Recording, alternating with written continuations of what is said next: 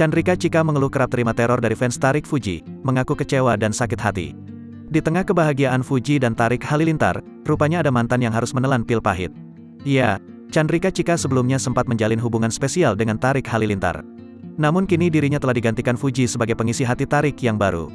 Akibatnya, banyak fans Tofu, Tarik Fuji, yang kerap memberikan teror berupa komentar buruk terhadap Chika.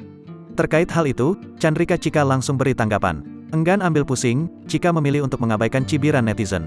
Kalau itu nggak tahu sih, diteror tidak, soalnya banyak banget. Yang enggak dibikin iya, jadi aku kayak, ya udahlah, nggak mau ngurusin, ucap Chika, dilansir Tribun Style dari YouTube Hits Infotainment pada Sabtu, tanggal 5 Februari tahun 2022. Saat ini, hubungan Chika dan Tarik sudah benar-benar berakhir. Chandrika Chika pun tak bisa menutupi rasa kecewanya. Pasalnya, ia masih terus disangkut pautkan dalam hubungan Tarik dan Fuji. Terlebih lagi, Chika kerap diberitakan berlebihan bahkan tidak sesuai dengan fakta yang ada. Kecewa sih kadang jadi banyak berita-berita baru yang sebenarnya enggak.